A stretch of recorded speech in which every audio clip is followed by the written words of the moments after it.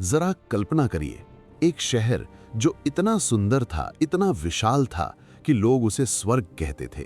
सोने की दीवारें, हजारों महल, लाखों लोग और एक राजा जो खुद भगवान माना जाता था।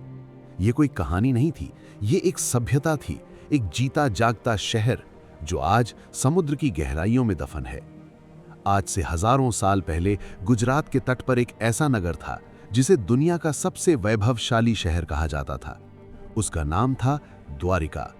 और आज वो शहर समुद्र के नीचे है, पानी की परतों में छुपा हुआ, चुपचाप, खामोश, इंतजार करता हुआ। लेकिन सवाल ये है, क्या द्वारिका सच में थी या ये सिर्फ एक पौराणिक कल्पना है?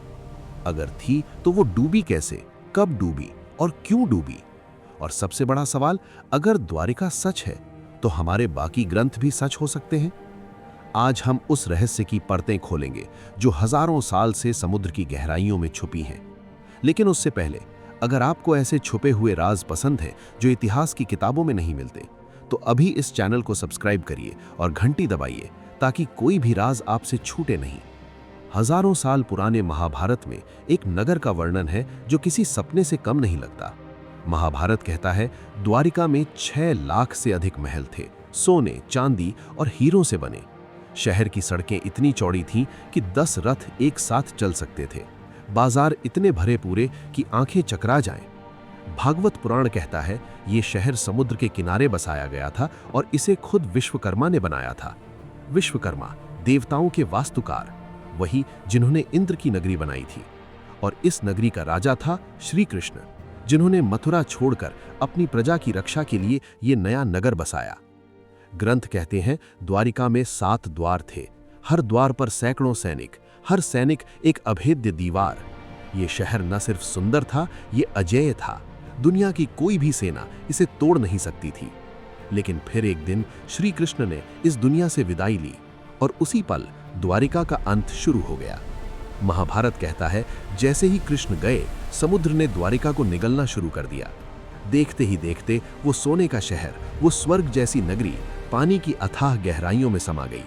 बस यही एक सवाल रह गया, क्या ये सिर्फ एक कहानी थी या सच में ऐसा हुआ था? 1981 का साल, भारतीय पुरातत्व सर्वेक्षण यानी ASI के वैज्ञानिक गुजरात के समुद्री तट पर उतरे। उनके हाथ में थे आधुनिक उपकरण, गहरे पानी के कैमरे और एक सवाल, क्या सच में कुछ है यहाँ? और जो उन्हें मिला उसने पूरी दुनिया को हिला दिया। समुद्र की सतह से लगभग 40 मीटर नीचे पत्थर की दीवारें, व्यवस्थित, सुनियोजित, मानव निर्मित। ये दीवारें किसी प्राकृतिक चट्टान की तरह नहीं थीं, इन्हें किसी ने बनाया था, किसी कुशल कारीगर ने। वैज्ञानिकों को मिले नींव के अवशेष, खंभों के आधार और एक बड़े नगर की योजना के निशान। ये कोई छोटी बस्ती नहीं थी, ये एक पूरी नगरी थी, सुनियोजित, संगठित और बहुत पुरानी। समुद्री पुरातत्वविद डॉक्टर SR राव, जिन्होंने इस खुदाई का नेतृत्व किया, उन्होंने कहा कि ये ढांचा कम से कम 3500 से 9000 साल पुराना है। सोचिए, 9000 साल पुरानी नगरी, उस समय जब दुनिया के अधिकतर हिस्से में लोग जंगलों में रहते थे। खुदाई में मिले मन के, मिट्टी के बर्तन और एक तिकोने आकार का लंगर जो उस काल की उन्नत समुद्री सभ्यता की निशानी था। ये लंगर उसी प्रकार का था जिसका वर्णन महाभारत के जहाजों में किया गया है। 2000 के दशक में national institute of ocean technology ने गुजरात के खंभात की खाड़ी में और भी गहरी खुदाई की और वहां 40 मीटर नहीं बल्कि 36 मीटर से भी नीचे एक और ढांचा मिला। ये ढांचा और भी पुराना था। वैज्ञानिकों ने कार्बन डेटिंग की और नतीजा आया 9500 साल पुराना। 9500 साल! ये तो उस समय से भी पहले की बात है जब मेसोपोटामिया की सभ्यता शुरू हुई थी। क्या भारत की सभ्यता दुनिया की सबसे पुरानी सभ्यता है? क्या हमारा इतिहास और भी गहरा है जितना हमें बताया गया? ये सवाल सबसे जरूरी है। एक पूरा शहर समुद्र में कैसे समा गया? वैज्ञानिकों का पहला जवाब है समुद्र का बढ़ता जल स्तर, यानी सी लेवल राइज। आज से लगभग 10,000 से 12,000 साल पहले पृथ्वी पर एक बड़ी घटना हुई थी। ये था हिमयुग का अंत, जब धरती के ध्रुवों पर जमी बर्फ पिघलने लगी थी। इस पिघलाव से समुद्र का जल स्तर दुनिया भर में अचानक बढ़ गया, कहीं कहीं 100 मीटर से भी अधिक। तटीय सभ्यताएं जो समुद्र के किनारे बसी थीं, एक एक करके डूबने लगीं। द्वारिका भी समुद्र के किनारे थी और जब पानी बढ़ा वो धीरे धीरे लेकिन निश्चित रूप से डूब गई। कुछ वैज्ञानिक कहते हैं कि यह प्रक्रिया अचानक नहीं हुई, बल्कि सैकड़ों सालों में हुई। लेकिन कुछ शोधकर्ता मानते हैं कि किसी बड़े भूकंप या सुनामी ने यह काम कुछ ही घंटों में कर दिया। और ये बात महाभारत के उस वर्णन से मेल खाती है जहां कहा गया कि द्वारिका रातों रात समुद्र में समा गई। क्या ये महज एक संयोग है, या हमारे पुरखों ने जो लिखा वो एक वास्तविक घटना का आंखों देखा हाल था?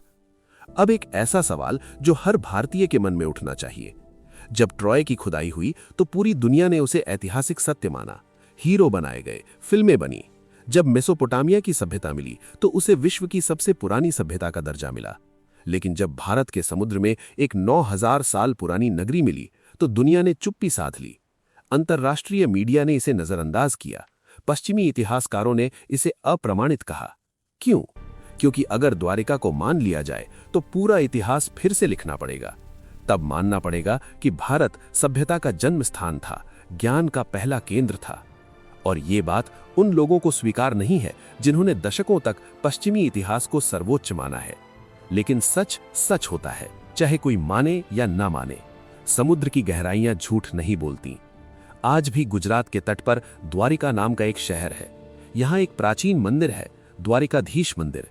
माना जाता है कि यह उसी स्थान पर बना है जहां कभी कृष्ण का महल था।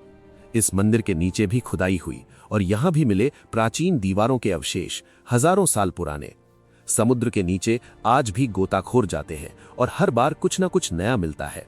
टूटे हुए खंभे, पत्थर की सीढ़ियां और कभी-कभी ऐसी आकृतियां जो किसी इंसानी हाथ ने बनाई थीं। वैज्ञानिक अभी भी काम कर रहे हैं। हर साल नए शोध होते हैं, हर साल नए सवाल उठते हैं। लेकिन एक बात तय है, द्वारिका कोई कल्पना नहीं थी, वो एक सच्चाई थी, एक जीवंत सभ्यता थी। और वो सभ्यता आज भी समुद्र की गहराइयों में हमारा इंतजार कर रही है। तो सोचिए, अगर द्वारिका सच थी, अगर महाभारत का वो नगर सच था, तो क्या हमारे बाकी ग्रंथ भी सच है? क्या रामायण का वर्णन, क्या राम सेतु, क्या लंका, सब सच था? क्या हमारा इतिहास उससे कहीं अधिक पुराना और कहीं अधिक गौरवशाली है जितना हमें पढ़ाया गया? ये सवाल आप खुद से पूछिए और अपना जवाब नीचे कमेंट में जरूर लिखिए। क्या आप मानते हैं कि द्वारिका सच में थी? हाँ या नहीं, और क्यों? अगर ये वीडियो आपको अच्छा लगा तो लाइक करिए, शेयर करिए, ताकि ये सच हर भारतीय तक पहुंचे। और अगर आप चाहते हैं कि हम अगली बार राम सेतु का रहस्य खोलें तो कमेंट में लिखिए राम सेतु। मैं मिलूंगा आपसे एक और छुपे हुए राज के साथ। तब तक के लिए जिज्ञासु रहिए, जागरूक रहिए।